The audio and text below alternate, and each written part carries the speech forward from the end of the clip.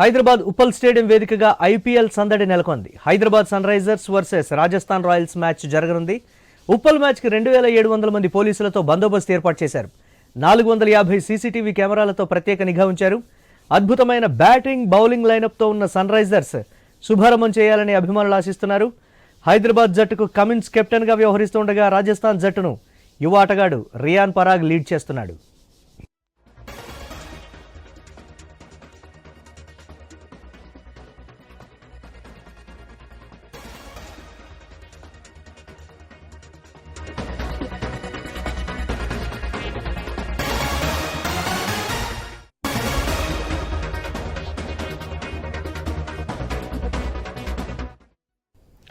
Last సీజన్లో త్రుటిలో cup చేజార్చుకున్న SRH ఈసారి మరింత పటిష్టంగా సిద్ధమైంది. బ్యాటింగ్ బౌలింగ్ ఫీల్డింగ్లలో దుర్భేద్యంగా కనిపిస్తోంది. ఒంటి చేత్తో మ్యాచ్ను మార్చేయగల ప్లేయర్లు ఎస్ఆర్హెచ్ సొంతం. Travis Head, Abhishek Sharma, Ishan Kishan, Nitish Kumar Reddy, Heinrich Klaasen వంటి భారీ హిట్టర్లు జట్టులో ఉన్నారు. బౌలింగ్ విషయానికి వస్తే కెప్టెన్ ప్యాట్ కమిన్స్, భారత పేసర్ మహమ్మద్ షమి, జయదేవ్ ఉనద్ఘత్, హర్షల్ పటేల్ ఉన్నారు. స్పిన్ విభాగంలో యాడమ్ జంపా, రాహుల్ చాహర్లు ఉన్నారు. టికెట్లు hot కేకుల్లో అమ్ముడుపోయాయి.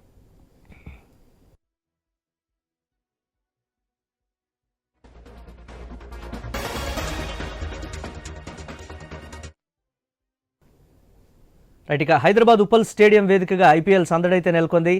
SRH Rajasthan Royals match అయితే జరగబోతోంది. రాజస్థాన్ రాయల్స్ టాస్ గెలిచి బౌలింగ్ ఎంచుకున్నటువంటి ప్రస్తుత పరిస్థితి ఉంది. ఇక దీనికి సంబంధించి మరిన్ని అప్డేట్స్ ఉప్పల్ స్టేడియం వద్ద నుంచి మా కరెస్పాండెంట్ లహరి మరిన్ని అప్డేట్స్ అందిస్తారు. ఓతియు Lahari.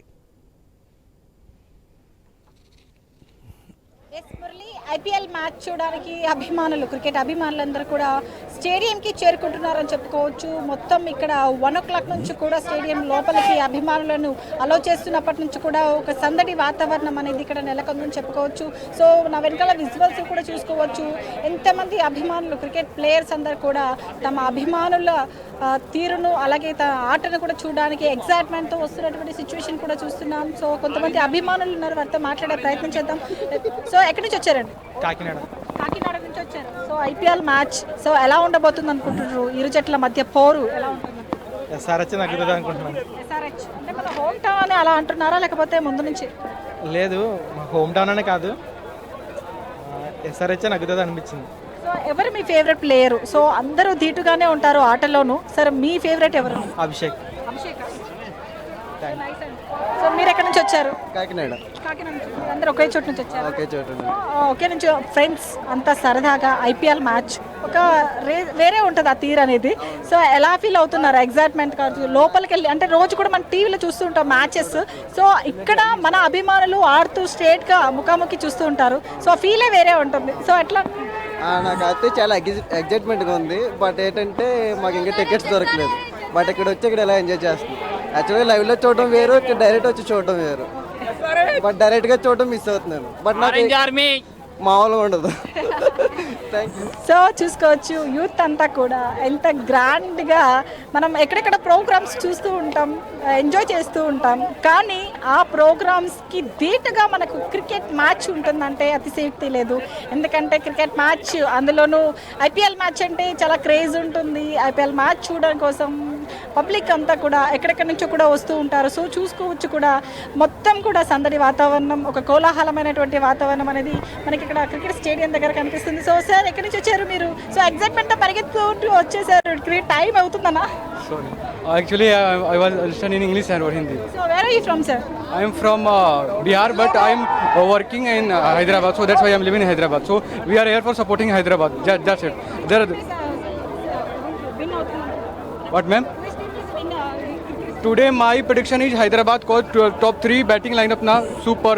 First is Travis Head, Abhishek Sharma and Ishan Kishan. These are the top destructive batsmen. Is your favorite player also? Favorite player Travis Head.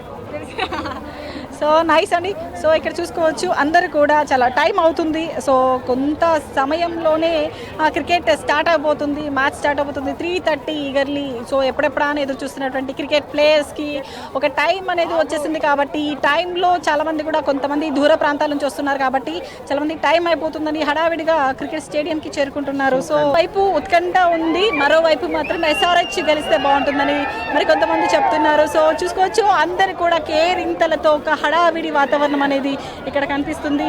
So మొత్తం కూడా సో ఇక్కడ ఉప్పల్ స్టేడియం పరిసర ప్రాంతం అంతా కూడా ఇక్కడ ప్రేక్షకులతో హోరెత్తిపోతుంది, సందడి వాతావరణం అనేది నెలకొంది అని చెప్పుకోవచ్చు. సో ఇక్కడ మొత్తం కూడా ఉప్పల్ స్టేడియంలో 39,000 మంది దాకా సామర్థ్యం ఉన్నటువంటి ఈ స్టేడియంలో చాలా మంది కూడా ఎంతో పెద్ద స్టేడియం అని కూడా చెప్పుకోవచ్చు. ఇక్కడికి ఎంతోమంది కూడా వీక్షకులు ఇక్కడికి వస్తుంటారు.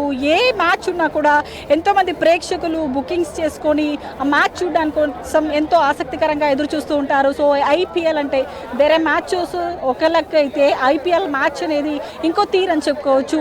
IPL మ్యాచ్ ఎప్పుడెప్పుడా అని చెప్పేసి చాలామంది కూడా 1 month 1 week 1 day రేపు ఇలా ఇంకొక 1 hour ఇట్లా 1 minute ఇట్లా ఒక్క ప్రతి క్షణం కూడా చాలా ఇంపార్టెంట్ అయిపోయింది. చాలామంది ప్రేక్షకులు కూడా ఇంకొక ½ an hourలో ఈ మ్యాచ్ స్టార్ట్ అవబోతుంది. సో ఎంతో ఎగ్జైట్మెంట్తో చాలామంది కూడా ఎక్కడెక్కడి నుంచో కూడా వస్తుంటారు కాబట్టి వాళ్ళు కూడా ఎంతో పరుగులు తీస్తూ టైం అయిపోతుందని చెప్పేసి ఈ లోపలికి హడావిడిగా వస్తున్నటువంటి సిచ్యువేషన్ కూడా కనిపిస్తుంది. ఎందుకంటే వాళ్ళకి ఇచ్చినటువంటి టికెట్స్లో గేట్ నెంబర్స్ కూడా ఉంటాయి. ఆ గేట్ నెంబర్స్ వెతుక్కొని లోపలికి వెళ్ళాల్సిన పరిస్థితి కూడా చాలా మందికి ఉంటుంది. అందుకే చాలా మంది కూడా హడావిడితో లోపలికి వెళ్ళిపోతున్నటువంటి సిచ్యువేషన్ కూడా మనకి ఇక్కడ కనిపిస్తుంది. సో ఉదయం నుంచి కూడా సో మ్యాక్సిమం 1 o'clock నుంచి కూడా ఉదయం నుంచి కూడా చాలామంది ప్లేయర్స్ వచ్చారు, చాలామంది ప్లేయర్స్ యొక్క అభిమానులు వచ్చారు. అలాగే మధ్యాహ్నం 1 o'clock నుంచి కూడా గేట్ లోపల కూడా అందరికీ అలో చేయడం జరిగింది. అప్పటి నుంచి కూడా అభిమానుల రాక అనేది మనకు ఎక్కువగా కనిపిస్తుంది. ఈ నేపథ్యంలో ఇటు పోలీసు బందోబస్తు కూడా ఎక్కువగానే అలర్ట్ చేశారు. ఇక్కడ ఎవరికి కూడా ఎలాంటి ఇబ్బంది కలగకుండా కూడా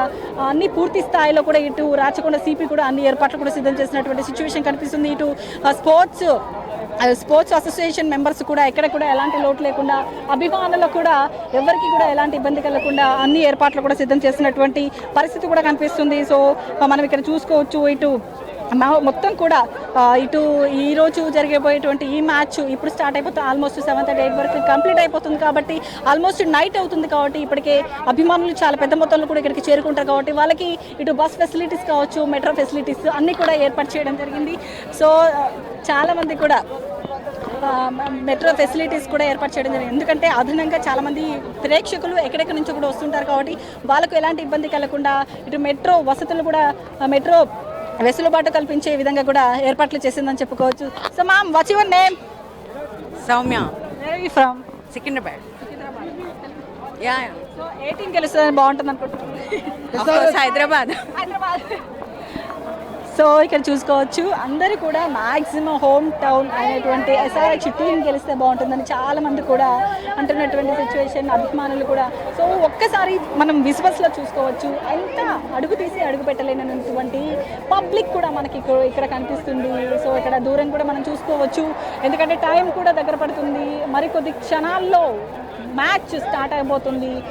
పోటీ ప్రారంభమవుతుంది. ఈ పోటీని దగ్గరుండి వీక్షించడానికి ఎంతోమంది ప్రేక్షకులు ఎక్కడెక్కడి నుంచో కూడా ఇక్కడికి వస్తుంటారు. కాబట్టి సో చూసుకోవచ్చు క్రౌడ్ అనేది ఒక్కసారిగా నెలకొంది. చాలామంది ఒకేసారిగా లోపలికి రావడంతో ఇటు పోలీసులు కూడా వాటిని ఎక్కడెక్కడ కూడా ప్రేక్షకులని అడ్డుకుంటూ వాళ్ళని ఎట్లాంటి ఇబ్బంది కలగకుండా వాళ్ళని గేట్ వైజ్గా లోపలికి వచ్చే విధంగా అయితే వాళ్ళు ఏర్పాట్లు చేస్తున్నటువంటి సిచ్యువేషన్ కూడా మనకి ఇక్కడ కనిపిస్తుందని చెప్పుకోవచ్చు. సో ఇక్కడ చూసుకోవచ్చు ఒక్కసారిగా ఇక్కడ నెలకొంటున్నటువంటి ఈ క్రౌడ్ ఏదైతే ఉందో ఇక్కడ కూడా ఎలాంటి తొక్కిసలాట జరగకుండా ఇప్పటికే పోలీసులు కూడా అన్ని ఏర్పాట్లు కూడా సిద్ధం చేశారు. అలాగే ఇటు చూసుకోవచ్చు చాలామంది ప్రేక్షకులు కూడా మనకు హైదరాబాద్ సన్ రైజర్స్ అలాగే రాజస్థాన్ రాయల్స్ మధ్య ఉన్నటువంటి పోటీని చూడడానికి ఎంతోమంది కూడా ఇక్కడికి వస్తూ ఉంటారు. చాలామంది కూడా ఎంతోమంది టీవీలో చూస్తూ ఉంటారు. చాలామంది కూడా IPL మ్యాచ్ అనగానే టీవీలో చాలామంది కూడా ఎగబడిపోతూ ఉంటారు. ఎందుకంటే ఐపీఎల్ మ్యాచ్కు ఉన్నటువంటి క్రేజ్ అట్లాంటిది, ఒక ఎమోషనల్ లాంటిది. ఆ ఎమోషనల్ని కట్టుపడేస్తూ చాలామంది కూడా వీక్షిస్తూ ఉంటారు. సో ఇక్కడ మనం చూసుకోవచ్చు ఆ ఐపీఎల్ మ్యాచ్ని టీవీలో కాకుండా కొంతమంది డైరెక్ట్గా చూడాలని చాలామంది కూడా అనుకుంటుంటారు. అలాంటి మందిలో ఇక్కడ మనము చూసుకుంటున్నటువంటి ఈ పబ్లిక్ అని చెప్పుకోవచ్చు. సో ఈ రోజు ఆడబోయేటువంటి టీం అభిషేక్ శర్మ, అలాగే క్లాసెన్ నితీష్ కుమార్ రెడ్డి, ఇషాన్ కిషన్, అలాగే హర్షల్ పటేల్ హైదరాబాద్ టీం తరపున చాలా గట్టిగా పోటీ చేస్తారనే ధీమా అయితే చాలా మందిలో నెలకొందని చెప్పుకోవచ్చు. అలాగే రాజస్థాన్ రాయల్స్ కూడా ఏమాత్రం తక్కువ లేదు. యశస్వి జైస్వాల్, అలాగే సంజు శాంసన్, నితీష్ రాణా కూడా ఇటు బ్యాటింగ్లో తమ సత్తా కూడా చాటేటువంటి వాళ్ళు కూడా అని చెప్పుకోవచ్చు. సో ఇటు రెండు టీమ్స్ కూడా గట్టి పోటీని ఇస్తాయి కాబట్టి ఇటు బ్యాటింగ్లో కావచ్చు, బౌలింగ్లో కావచ్చు, రెండు ఎక్కడికక్కడ కూడా ఏ టీం కూడా తగ్గకుండా ఈ ఐపీఎల్ మ్యాచ్ ఆడబోతుందని చాలామంది అభిమానులు కూడా చెప్తున్నటువంటి సిచ్యువేషన్ అయితే ఇక్కడ కనిపిస్తుంది. సో ఓవరాల్గా మనకు ఇక్కడ హైదరాబాద్ ఓపల్ స్టేడియం అయితే మొత్తం ఒక సరదాగా అయితే గడిచిపోతుందని చెప్పుకోవచ్చు. ఒక సందడి వాతావరణం అయితే నెలకొంది. సో మరికొద్ది క్షణాల్లో స్టార్ట్ అయిపోతున్నటువంటి ఈ మ్యాచ్ని చూడడానికి ఎంతోమంది అభిమానులు అయితే స్టేడియంకి వస్తున్నటువంటి పరిస్థితి. సో ఐపీఎల్ అనేది ఒక ఎమోషనల్. సో ఈ ఎమోషనల్లీ కట్టి పడేసి అక్కడికి వెళ్ళి అక్కడ ఒక సందడి క్రికెట్ మ్యాచ్ని చూస్తూ లోపల ప్లే చేసేటువంటి సాంగ్స్ను ఎంజాయ్ చేస్తూ అక్కడ ఫుడ్ కూడా దొరుకుతుంది. ఆ ఫుడ్ని కూడా తింటూ ఎంజాయ్ చేస్తూ ఆ మ్యాచ్ని తిలకించడానికి అయితే అంత ప్రేక్షకులు అభిమానులు అయితే చాలా సందడిగా లోపలికి వెళ్తున్నటువంటి సిచ్యువేషన్ కూడా కనిపిస్తుంది. సో మనం చూసుకోవచ్చు ఇటు Hyderabad Sunrisers or Rajasthan Royals, మరి ఏ టీం గెలుస్తుంది? వీళ్ళు అనుకుంటున్నట్టు హైదరాబాద్ హోమ్ టౌన్ అనేటువంటి ఎస్ఆర్హెచ్ టీం గెలుస్తుందా? సో చూడాలి. మరి మ్యాచ్ అయిపోయిన తర్వాత ఏ టీం గెలుస్తుందా అనేది వేచి చూడాల్సిన విషయం. Thanks for updates Lahari. Uppal stadium వేదికగా జరుగుతున్నటువంటి SRH Rajasthan Royals match heat పెంచబోతోంది. బ్యాటింగ్ ఫీస్ట్ అయితే ఉండబోతుందనేటువంటి మాట అయితే ఉంది. రాజస్థాన్ రాయల్స్ టాస్ గెలిచి బౌలింగ్ ఎంచుకుంది. హోమ్ గ్రౌండ్ అడ్వాంటేజ్ తోటి ఈరోజు ఎస్ఆర్హెచ్ విపరీతమైనటువంటి పరుగులు చేస్తుంది. కొంతమంది అభిమానులు కూడా ఎక్స్పెక్ట్ చేస్తుంది ఏంటి అని అంటే, దాదాపుగా ఏదైతే ఐపీఎల్లో ఇప్పటివరకు 300 పరుగులు ఏ టీము కూడా చేయలేదు, 300 పరుగుల మైలురాయిని ఎస్ఆర్హెచ్ ఈ మ్యాచ్లో అధిగమిస్తుంది. హోమ్ గ్రౌండ్ అడ్వాంటేజ్ కూడా కలిసి వచ్చేటువంటి పరిస్థితి అనేటువంటి మాట. ఇదే అంశానికి సంబంధించి మనతోటి దీక్షితులు గారు, స్పోర్ట్స్ అనలిస్ట్, వారు కూడా లైవ్లో సిద్ధంగా ఉన్నారు. దీక్షిత్ గారు నమస్తే అండి. నమస్తే అండి, గుడ్ ఆఫ్టర్నూన్. ప్రతి ఫ్యాన్ కూడా అక్కడ రాజస్థాన్ రాయల్స్ టాస్ గెలిచి బౌలింగ్ ఎంచుకుంది అంటే ఎస్ఆర్హెచ్ బ్యాటింగ్ డెఫినెట్గా 300 ఈసారి క్రాస్ చేస్తుంది. చూసుకోండి ఏ విధంగా ఉంటుందో, పరుగుల వరద పారబోతోంది. ఫస్ట్ ఎస్ఆర్హెచ్ బ్యాటింగ్ అనేటప్పటికీ ఎండవేడిమి కూడా పెద్దగా లెక్క చేయట్లేదు అనేటువంటి ఆ కామెంట్స్, వాటితోటే అసలు అంతా సందడిగా మారుతుంది. ఎలా ఉండబోతుందంటారు మ్యాచ్? ఖచ్చితంగా హై స్కోరింగ్ మ్యాచ్ అండి, అలాంటి డౌట్ లేదు అందులో. ఎస్ఆర్హెచ్ కున్న బ్యాటింగ్ లైనప్ చూస్తే 4th, 5th వికెట్ పడిన తర్వాత కూడా వచ్చే batsmen 300 strike rate, 250 strike rate తో ఆడే కెపాసిటీ ఉన్న బ్యాట్స్మెన్ ఉన్నారు మనకి ఎస్ఆర్హెచ్ టీమ్ కి. అండ్ మీరు చెప్తున్నట్టు 300 అనేది అంటే ఎలాంటి అతిశయోక్తి లేదండి. ఖచ్చితంగా ఈ మ్యాచ్ లో కాకపోయినా ఈ సీజన్ లో 300 అనే టార్గెట్ ని ఫస్ట్ కొట్టే టీమ్ ఎస్ఆర్హెచ్ అవుతుంది అనడంలో ఎలాంటి సందేహం లేదు. వాళ్ళకున్న బ్యాట్స్మెన్స్ చూడండి, Travis Head, Abhishek Sharma opening వస్తారు. ఒకవేళ వాళ్ళలో ఎవరి వికెట్ అయినా పడినా 1 డౌన్ ఇషాన్ కిషన్ వస్తాడు. తర్వాత నితీష్ కుమార్ రెడ్డి, తర్వాత హైన్రిక్ క్లాసన్, తర్వాత అభినవ్ మనోహర్. అసలు బౌలర్స్ కి కాసేపు అర్థం కాదండి ఏం జరుగుతుంది ఏంటి అనేది. స్టిక్ క్రికెట్ లో ఉంటుంది అనమాట. వచ్చిన ప్రతి ఒక్కడు వికెట్ పడిన దాంతో సంబంధం లేకుండా, ఎవరు బౌలింగ్ వేస్తున్నారని దాంతో సంబంధం లేకుండా 6 మీద 6 కొడుతూనే ఉంటారు. సో ఫ్యాన్స్ ఎవరైతే స్టేడియంలో ఉండి మ్యాచ్ చూస్తారో వాళ్ళకి పండగ అండి, ఎలాంటి సందేహం లేదు. మినిమం మ్యాచ్ కి 10 6 కొట్టగలిగిన కెపాసిటీ ఉన్న బ్యాట్స్మెన్ ఉన్నారు మనకి. సో ఎవరు ఎక్కడ కూర్చున్నా బాల్ వాళ్ళ వైపు వచ్చే అవకాశం ఉంటుంది. సో ఫ్యాన్స్ అందరూ హ్యాపీగా ఎంజాయ్ చేస్తూ 200, 220 మినిమం టార్గెట్ కింద పెట్టుకుని ఎస్ఆర్హెచ్ ప్రతి మ్యాచ్ కొడతారండి, ఎలాంటి సందేహం లేదు ఇందులో. రాజస్థాన్ రాయల్స్ కూడా ఒక టఫ్ కాంపిటీషన్ ఇచ్చేటువంటి ఒక టీమే, అందులో కూడా మేల్మి బౌలర్స్ ఉన్నటువంటి సిచ్యువేషన్. అంటే ఎస్ఆర్హెచ్ బ్యాటింగ్కి ధీటుగా మీన్స్ ఎక్స్పెక్టేషన్స్ ఎక్కువగా ఉన్నాయి కాబట్టి మనం అండర్ రేటెడ్గా చూస్తున్నటువంటి పరిస్థితి ఉంది అంటే ఉన్నటువంటి ఈ రెండు జట్లలో.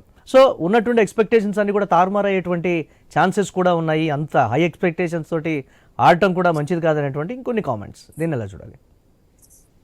కరెక్టేనండి, అన్ని కరెక్టే. ఎందుకంటే ఇప్పుడు రాజస్థాన్ అనేది కూడా తీసిపడేసే టీం కాదండి. లాస్ట్ సీజన్ టాప్ 4 లో ఫినిష్ చేసింది, అంతకంటే ముందు టాప్ 4, అంతకంటే ముందు ఫైనల్స్ కి వచ్చిన టీం అండి రాజస్థాన్. బట్ టీమ్ కాంపోజిషన్స్ అనేవి ఎప్పటికప్పుడు చేంజ్ అవుతూ వచ్చాయి. ఇప్పుడు ఈ సీజన్ మనం చూస్తే జోఫ్రా ఆర్చర్, వాళ్ళకి తుషార్ దేశ్ పాండే, మహేష్ తీక్షణ వచ్చాడు చెన్నై సూపర్ కింగ్స్ నుంచి, అండ్ ఫజల్ హక్ ఫరూకి. వీళ్ళలో ఎక్స్పీరియన్స్డ్ T20 బౌలర్ అంటే చాలా మంది జోఫ్రా ఆర్చర్ అని చెప్తారండి. బట్ కాకపోతే జోఫ్రా కంటే కూడా మహేష్ తీక్షణ అనేవాడు చాలా స్ట్రాంగెస్ట్ వెపన్. ఎందుకంటే ఫస్ట్ పవర్ ప్లేలోనే స్పిన్ బౌలింగ్ వేసే one of the best bowlers Maheesh Theekshana అండి. అండ్ అందులో చాలా వేరియేషన్స్ ఉంటాయి. ఇప్పుడు మనం రీసెంట్ గా చూసినప్పుడు ఇండియన్ టీమ్ లో వరుణ్ చక్రవర్తి గురించి మనం ఎలా మాట్లాడుకున్నామో, ఒకప్పుడు అజంతా మెండిస్ గురించి మనం ఎలా మాట్లాడుకునే వాళ్ళమో, మహేష్ తీక్షణ కూడా సేమ్ అదే కేటగిరీలో వస్తాడండి. బాల్ ని 95+ స్పీడ్ తో స్పిన్ చేయగలడు, స్వింగ్ చేయగలడు, అండ్ స్లో వేరియేషన్స్ తో వేయగలిగిన మంచి బౌలర్. సో పవర్ ప్లేలో మహేష్ తీక్షణ ఒక్కడిని జాగ్రత్తగా ఆడగలిగితే SRH ఖచ్చితంగా 220+ స్కోర్ కొడుతుందండి, ఎలాంటి డౌట్ లేదు. అండ్ మిగతా బౌలింగ్ యూనిట్ ని దృష్టిలో పెట్టుకున్న ఆర్చర్ అనేవాడు చాలా మంచి బౌలర్, తీసిపడేసే బౌలర్ ఏం కాదు. బట్ మన బ్యాట్స్మెన్ ఎవరైతే ఉన్నారో వాళ్ళందరికీ 140-145 పేస్ అనేది చాలా అలవాటు అయిపోయింది, పేస్ ఇదంతా. సో వేరియేషన్స్ లేకుండా జస్ట్ పేస్ ఒక్కటే ఆయుధం కింద తీసుకుని వస్తే ఇప్పుడు భయపడే రోజులు కాదండి. పుల్ షాట్ ఆడతారు, హుక్ షాట్ ఆడతారు, ర్యాంప్ షాట్లు ఆడతారు, స్కూప్ షాట్స్ ఆడతారు. ఇన్ని షాట్స్ వచ్చేసిన తర్వాత ఇంకా బౌన్స్లకి భయపడే రోజులు కూడా కాదు. సో వేరియేషన్స్ అనేవి చాలా ఇంపార్టెంట్ వస్తుంది. అండ్ అంత వేరియేషన్స్ ఉన్న బౌలర్స్ జస్ట్ మహేష్ తీక్షణ తప్ప రాజస్థాన్ టీంలో ఇంకొక ఓవర్ లేకపోవడం మనకు అదృష్టం అవుతుంది. So we are looking at definitely scoring 220 or 240 in the first match.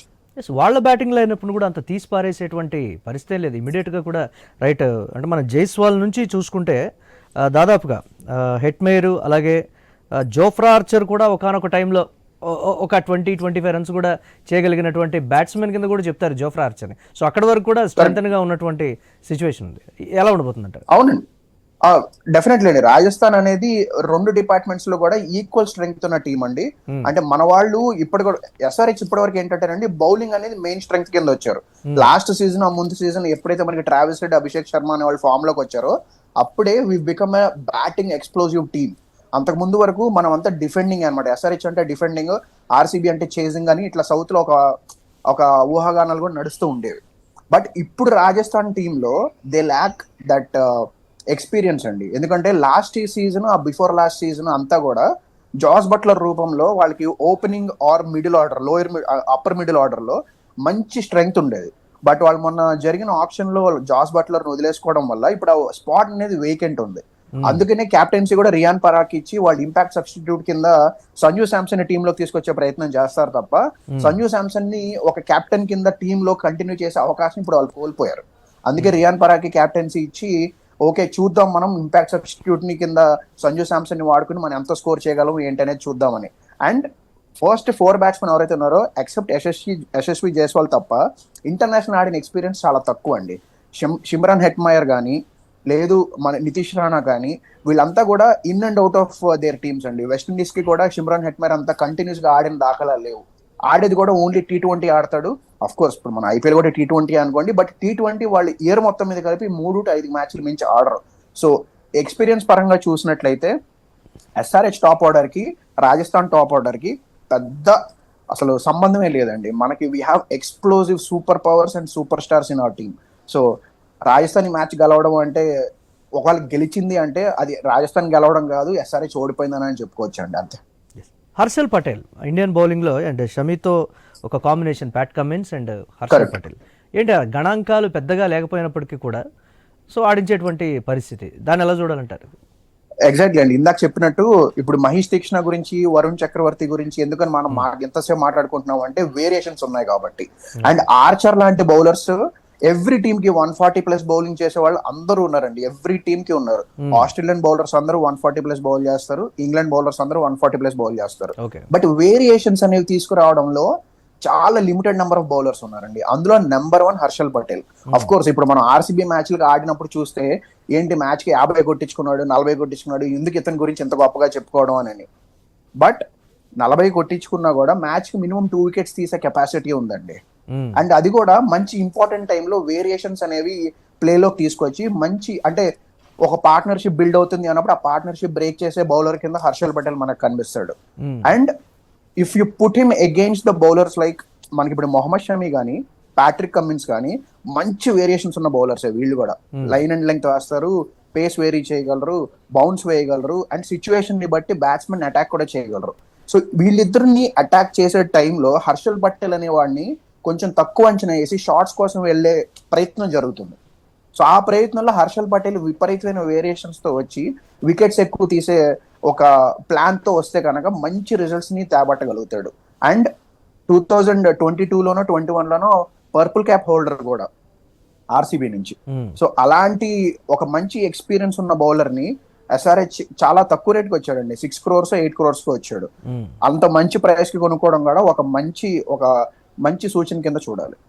Shami, coming to champions ట్రోఫీలో మనం లాస్ట్ 3-4 మ్యాచెస్ చూస్తే పరుగులు ధారాళంగా ఇచ్చినటువంటి పరిస్థితి ఉంది. బట్ ఐపీఎల్ మ్యాచెస్కి, ఇంటర్నేషనల్ మ్యాచెస్కి వచ్చేటప్పటికి చాలా వేరియేషన్స్ చూపిస్తారు అందరు ప్లేయర్స్ కూడా. సో అదే కంటిన్యూ అవుతుందా, లేకపోతే డ్రాస్టిక్ చేంజ్ అనేది షమి నుంచి మనం ఎక్స్పెక్ట్ చేయొచ్చు అంటారు? పెద్ద డ్రాస్టిక్ చేంజ్ ఉండదండి. ఇప్పుడు మనకి క్రికెట్ ఎలా అయిపోయిందంటేనండి, షార్ట్ ఫార్మాట్ లో బ్యాట్స్మెన్ అనేవాడు అలవోకగా బౌండరీస్ కొడుతున్నారు. అది ఎడ్జ్ అయినా 4 వెళ్తోంది, ఎడ్జ్ అయినా 6 వెళ్తోంది. సో ఇక్కడ బౌలర్ కి పెద్ద అడ్వాంటేజ్ ఏమి ఉండదండి. బౌలర్ ఎంత ఖచ్చితమైన లైన్ లెంగ్త్ వేసినా ఎడ్జ్ అయినా కూడా 4 వెళ్ళిపోతూ ఉంటుంది. సో రన్స్ చాలా ఎక్కువ వచ్చినట్టు కనిపిస్తూ ఉంటాయి. సో మ్యాచ్ కి 4 hours వేస్తున్నప్పుడు యూజువల్ గా మీడియం ఫాస్ట్ బౌలర్స్ అంటే పవర్ ప్లేలో వేస్తారు, లేదంటే డెత్ లో వేస్తారు. అంటే 19th over 17th over అట్లా వేస్తూ ఉంటారు. ఈ ఫస్ట్ పవర్ ప్లేలో ఆపోజిట్ టీమ్స్ లో ఉండే ఎక్స్ప్లోజివ్ బ్యాట్స్మెన్స్ చాలా ఫాస్ట్ గా ఆడతారు. డెత్ లో ఎవరు ఉన్నా కూడా స్లాక్స్ కోసం అంటే ఇష్టం వచ్చినట్టు ఊపేస్తూ 6లు 4లు కొడతా ఉంటారు. సో ఇలాంటి టైంలో షమి, కమిన్స్, హర్షల్ పటేల్ లాంటి బౌలర్స్ వేస్తూ ఉంటారు కాబట్టి రన్స్ ఎక్కువ ఇచ్చినట్టు కనిపిస్తుంది. అందులో ఎలాంటి సందేహం లేదు. But at the same time మనం ఈ బౌలర్స్ ని ఎలా చేంజ్ చేస్తున్నాము, వీళ్ళు స్పెల్స్ ఏ టైంలో వేస్తున్నారు, అండ్ ఆ చేంజెస్ ని కూడా వాళ్ళు ఎలా తీసుకురాగలుగుతున్నారు ప్లేలోకి అనేవి చూస్తే వీళ్ళకున్న ఎక్స్పీరియన్స్ ని దృష్టిలో పెట్టుకుని చాలా మంచి బౌలింగ్ లైనప్ ఉందండి మనకి. ఫస్ట్ నుంచి 2008 నుంచి డెక్కన్ చార్జర్స్ కానివ్వండి, సన్ రైజర్స్ అయిన దగ్గర నుంచి సన్ రైజర్స్ హైదరాబాద్ కానివ్వండి, we are famous for our bowling lineups. మన టీము బౌలింగ్ అంటే దిట్ట అనమాట. కొట్టిన పిండి అంటారు చూసారా, సేమ్ అలాంటి మంచి బౌలింగ్ ఉన్న టీం అనమాట మనది. అందులో ఎలాంటి డౌట్ లేదు. అండ్ రీసెంట్ గా మనం మిస్ అయిన బౌలర్ ఎవరైనా ఉన్నారంటే భువనేశ్వర్ కుమార్ అండి. బట్ ఇప్పుడు భువనేశ్వర్ కుమార్ ని కూడా రీప్లేస్ చేస్తే మనం షమిని తీసుకురావడం అనేది చాలా మంచి సూచన. సో అలాగే రాజస్థాన్ రాయల్స్ బౌలర్స్ మనం చూస్తే తుషార్ దేశ్పాండే, సందీప్ శర్మ అండ్ ఫరూఖీ, ఈ ముగ్గురు అంత ఇంపాక్ట్ చూపిస్తారా అనేది కూడా ఒకంత ఇది గణాంకాల వైజ్గా కూడా పెద్ద పెద్ద చేంజెస్ ఏమీ లేనటువంటి situation. But they are in top 11. ఎలా చూడాలి? అదేనండి. సో ల్యాక్ ఆఫ్ ఇన్ఎక్స్పీరియన్స్, దీన్ని ఎస్ఆర్హెచ్ ఒక మంచి సూచన కింద తీసుకుని వాళ్ళని అటాక్ చేయడానికి ట్రై చేయాలి. అఫ్ కోర్స్ తుషార్ దేశ్పాండేకి మనకి ఐపీఎల్ ఆడిన ఎక్స్పీరియన్స్ ఉంది, అండ్ దట్ టు సిఎస్కే ఆడాడు. సేమ్ ఇప్పుడు ఫజల్ హక్ ఫరూఖీ కూడా ఆల్మోస్ట్ 5 years నుంచి కంటిన్యూస్ గా ఐపీఎల్ ఆడుతున్న ఎక్స్పీరియన్స్ ఉంది. అండ్ లాస్ట్ సీజన్ మనకు ఆడాడండి, ఎస్ఆర్హెచ్ ఆడిన బౌలర్. వీళ్ళందరికీ T20 ఎక్స్పీరియన్స్ అనేది, T20 ఎక్స్పోజర్ అనేది ఎంత ఉన్నా కూడా ఐపీఎల్ అనేది ఒక బిగ్ స్టేజ్. చాలా అంటే ఇంటర్నేషనల్ లెవెల్లో టాలెంట్ ఉంటేనే తప్ప, అఫ్ కోర్స్ ఇప్పుడు మనం తీసుకునే లోకల్ ప్లేయర్స్ కూడా, ఇప్పుడు అభిషేక్ శర్మ చూడండి రీసెంట్ గా ఫాస్టెస్ట్ సెంచరీ కొట్టాడు T20s లో, 40 balls లోనే 38 balls లోను. సో ఇలాంటి వాళ్ళందరికీ బౌలింగ్ చేయడం అనేది ఇట్ వోంట్ బి ఈజీ. ఎంత ఎక్స్పీరియన్స్ ఉన్నా, ఎంత ఓకే మేము వేరియేషన్స్ ఉన్నాయి మాకు, మేము ఖచ్చితంగా ఈ లెవెల్ కి మేము స్టాండర్డ్ లో ఉన్నాము అని అనుకున్నా, ఎక్స్పీరియన్స్ అనేది తక్కువ ఉండడం వల్ల ఎస్ఆర్హెచ్ బ్యాట్స్మెన్ కి ఇది కొంచెం ఒక అడ్వాంటేజ్ అవుతుంది అనేది నా గట్టి నమ్మకం. And at the same time Archer అనే ఒక బౌలర్ ని పక్కన పెడితే మిగతా అందరికీ కూడా లోకల్ టీమ్స్ కి ఆడిన ఎక్స్పీరియన్స్ అండ్ ఆఫ్ఘనిస్తాన్ లాంటి ఒక టీం కి ఆడిన ఎక్స్పీరియన్స్ తప్ప, అదే ఇంటర్నేషనల్ లెవెల్లో పెద్ద ఎక్స్పీరియన్స్ లేకపోవడం అనేది మనం ఒక మంచి సూచన కింద చూసుకుని ఎస్ఆర్హెచ్ ని దృష్టిలో పెట్టుకుని SRH will score more than 220 అనేది నా అంచనా అండి. ఫైనల్గా పిచ్ కండిషన్స్కి సంబంధించి ఫస్ట్ ఇన్నింగ్స్ ఎలా ఉండబోతోంది, సెకండ్ ఇన్నింగ్స్ ఎలా ఉండబోతుంది అంటారు? పెద్ద చేంజ్ ఏమి ఉండదండి, అవన్నీ బ్యాటింగ్ ట్రాక్స్.